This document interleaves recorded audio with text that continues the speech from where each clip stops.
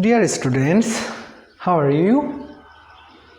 I am Kamal Devnath, Senior English Teacher, Police Battalion, Arial School and College. Now, I will take an English class for class 9. Our today's topic is parts of speech. Yes, parts of speech. Dear students, what is parts of speech? Parts of speech means every parts of a sentence. That means suppose a sentence is, that is, I am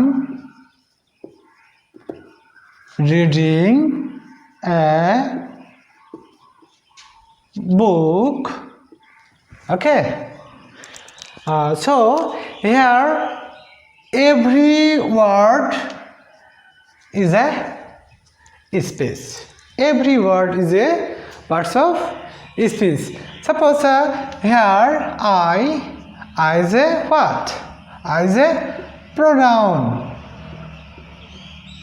I is a pronoun. Am is what? Am is auxiliary verb. And reading.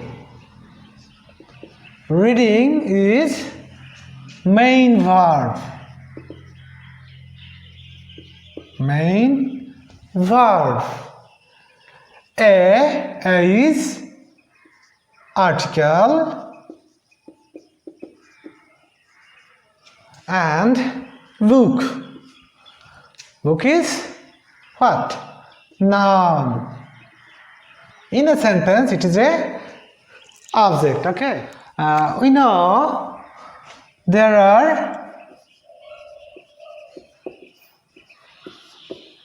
are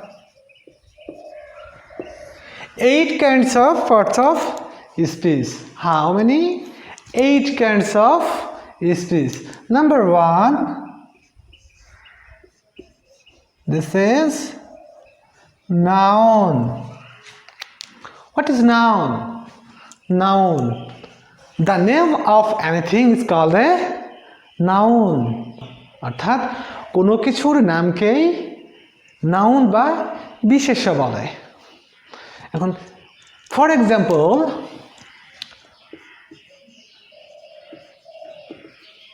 Rahim, okay, for example রহিম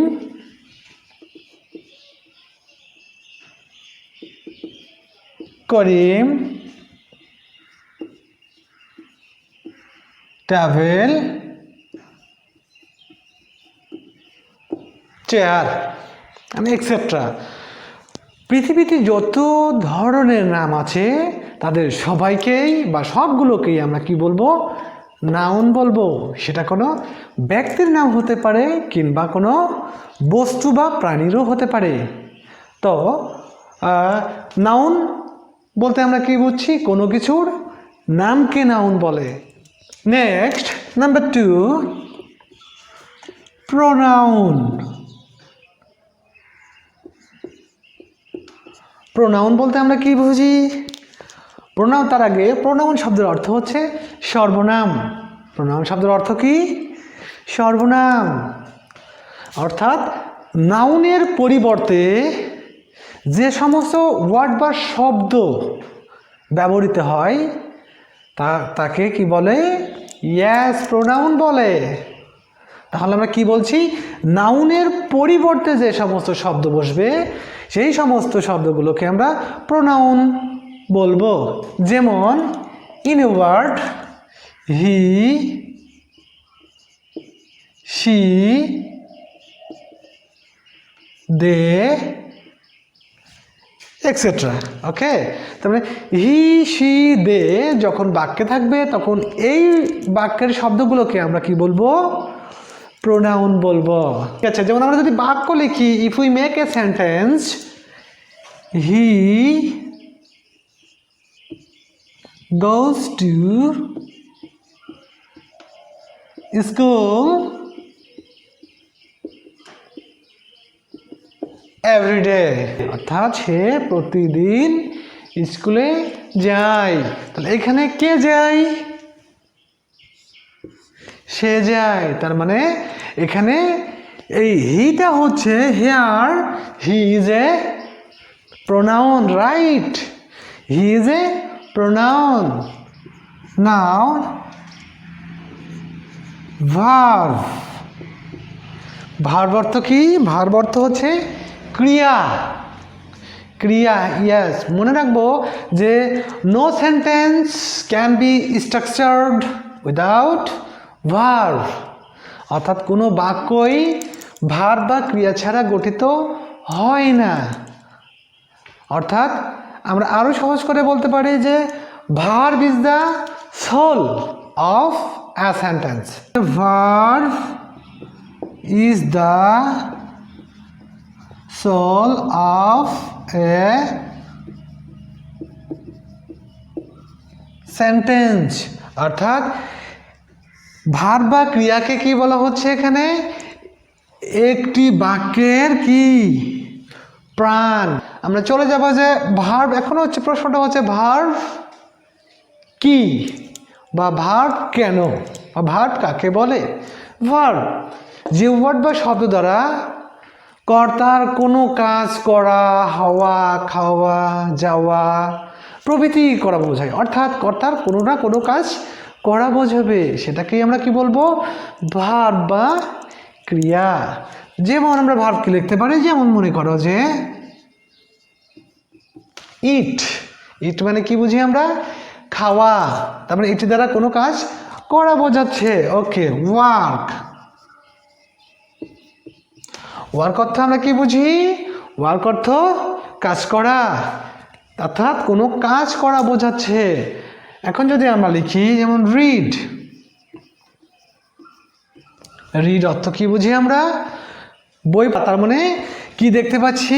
ইট দ্বারা খাওয়া বোঝাচ্ছে আমাদের, work দ্বারা কাজ করা বোঝাচ্ছে, এবং read দ্বারা কি বোঝাচ্ছে?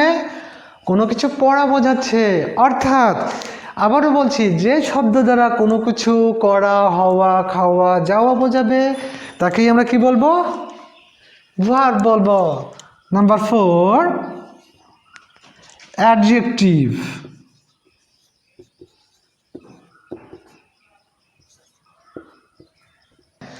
তো অ্যাডজেক্টিভ কি বলবি আমরা? এটাকে যদি সংজ্ঞায়িত করি, যে ওয়ার্ড বা শব্দ দ্বারা বাক্যের দোষ, গুণ, অবস্থা, পরিমাণ, সংখ্যা বোঝাবে তাকে কি বলবো আমরা? অ্যাডজেক্টিভ বলবো। ঠিক আছে, তাকে কি বলবো? অ্যাডজেক্টিভ বলবো। তাহলে আমরা যদি এই অ্যাডজেক্টিভ, তাহলে কি বলবো? দোষ, গুণ বোঝাবে বাক্যের। তাহলে বাক্যের যদি দোষ, গুণ বুঝিয়ে থাকে তাহলে আমাদের কি হবে? বাক্যের দোষ, গুণ বোঝাতে আমাদের বাক্যগুলোকে এর ভালো এবং মন্দ দুটোই গুণ থাকবে। তাহলে কি হচ্ছে দোষ, গুণ? যেমন আমরা বলতে পারি গুড। গুড দ্বারা কি বুঝি? ভালো দিকগুলো বুঝি, তাই না? তার মানে গুড একটি হচ্ছে কি? গুণ। এখন যদি আমরা লিখতাম যে ব্যাড, ব্যাড বলতে কি বুঝতাম? খারাপ। মানে এটি একটি কি বোঝাচ্ছে? দোষ বোঝাচ্ছে। দ্যাট মিনস দোষ, গুণ। এখন যদি আমরা গুণ যদি আরো কিছু লিখতে পারি, যেমন কি বলি আমরা? কাইন্ড। যে আমরা দেখতে পাচ্ছি যে দোষ বোঝাবে, গুণ বোঝাবে, অবস্থা বোঝাবে, সংখ্যা বোঝাবে, প্রভৃতি বোঝাবে। ঠিক আছে, তাহলে তারপরে আমরা চলে যাব কোথায়? আমরা যাব হচ্ছে অ্যাডভার্ব। অ্যাডভার্ব, অ্যাডভার্বগুলোকে কি বলবো আমরা, বা কোথায় বসবে বা কেন বসবে? মাথায় রাখবো যে অ্যাডজেক্টিভটা কি বসবে? নাউন বা প্রোনাউনের দোষ, গুণ বোঝাবে। কিন্তু অ্যাডভার্ব কাকে বলবো আমরা?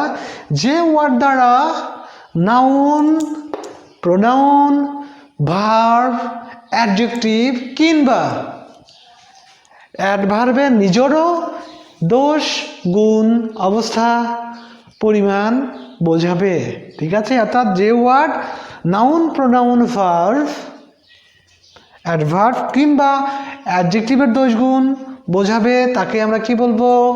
অ্যাডভার্ব বলবো। যেমন কি লিখতে পারি? যেমন ভেরি, ভেরি। আর কি লিখতে পারি? যেমন স্লোলি, স্লোলি। তারপরে কি লিখতে পারি আমরা? কুইকলি। অর্থাৎ আমরা কি লিখতে পারি? যেমন একটা বাক্য লিখতে পারি, যেমন ধরো হি ওয়াক্স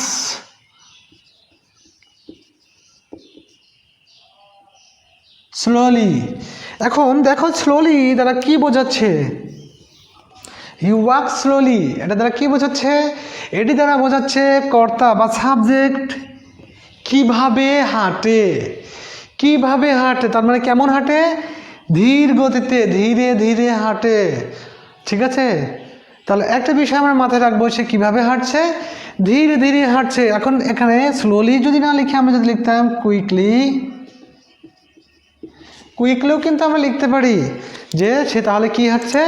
অত্যন্ত দ্রুত তার সাথে হাঁটছে। তাহলে আমরা কিন্তু এখানে দেখতে পাচ্ছি তাহলে যেমন ভেরি, স্লোলি, কুইকলি, এগুলো হচ্ছে কি আমরা কি শব্দ বলবো? কোন পার্টস অফ স্পিচ বলবো? আমরা এইগুলোকে আমরা অ্যাডভার্ব বলবো, ঠিক আছে।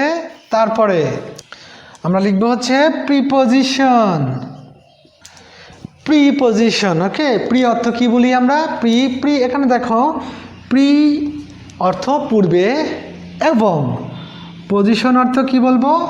অবস্থান। অর্থাৎ যে ওয়ার্ড নাউন বা প্রোনাউনের পূর্বে অবস্থান করে কি করে? বাক্যকে পূর্ণাঙ্গ অর্থ প্রকাশ করে, তাকে প্রিপোজিশন বলে। যেমন ইন, অ্যাট, যেমন অ্যামং। আরো আমরা কি লিখতে পারি? Between, etcetera. তার মানে কি আমরা দেখতে পাচ্ছি যে কি, যে ইন, অ্যাট, অ্যামং, বিটুইন, তাহলে এগুলো হচ্ছে কি? প্রিপোজিশন। আমরা প্রিপোজিশনগুলোকে আমরা একটা যদি বাক্য লিখে বোঝাতাম তাহলে আই লিভ ইন ঢাকা, তাহলে আমি কোথায় বাস করি? ঢাকাতে। মাথায় রাখবো। তাহলে এর পূর্বে দেখবো যে নাউন বা প্রোনাউনের কোথায় বসে? পূর্বে বসে। তাহলে ইন কোথায় বসলো? নাউনের পূর্বে বসেছে, ঠিক আছে। তাহলে আমরা পরবর্তী যেটাতে যাব সেটা হচ্ছে কনজাংশন,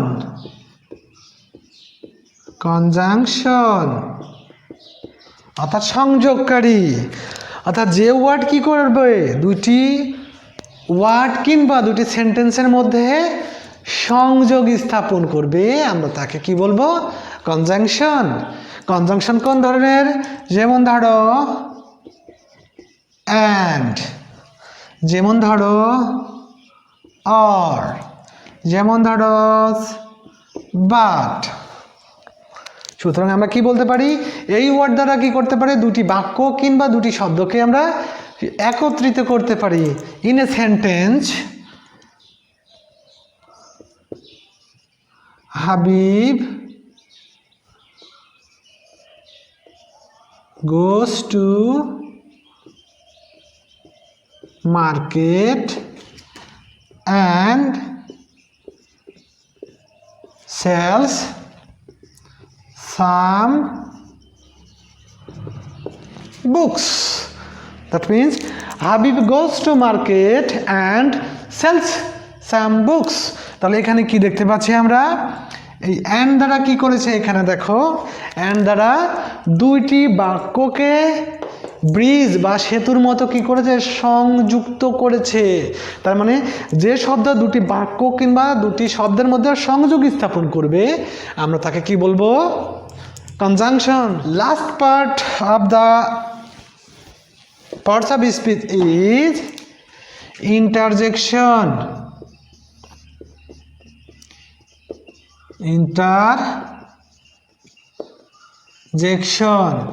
interjection বলতে আমরা কি বুঝি? ইন্টারজেকশন বলতে আমরা বুঝি মনের দুঃখ, হতাশা, আবেগ এগুলো প্রকাশ করাকে বুঝি। ঠিক আছে, অর্থাৎ যে শব্দ দ্বারা মনের আবেগ, ক্ষোভ, দুঃখ, হতাশা, বিষাদ প্রকাশ করে তাকে আমরা কি বলি? ইন্টারজেকশন। যেমন আমরা কি বলতে পারি? যেমন অ্যালাস, অ্যালাস। ওকে, তারপরে আমরা কি বলতে পারি? ফি। তারপরে আমরা কি লিখব? তারপরে আমরা হচ্ছে হুররে, হুররে। ওকে, তাহলে এই বাক্য দ্বারা কি বোঝায়? দেখো যে অ্যালাস, হুররে, ফি এগুলো যদি আমরা বাক্য গঠন করতাম তা কি লিখতাম? Hurray, hurray we have won the game. Hurray we have won the game, অর্থাৎ উল্লাস বোঝাচ্ছে এখানে হুররে দ্বারা। কি বোঝাচ্ছে? হুররে দ্বারা উল্লাস বোঝাচ্ছে। তার মানে hurray we have won the game, তার মানে কি যে উল্লাস করে বোঝে যে আমরা খেলায় জয় লাভ করেছি। Okay, so dear students, next class I will discuss about the classification of noun and pronoun, about noun and pronoun. So try to read out in your house and be prepared. Thank you.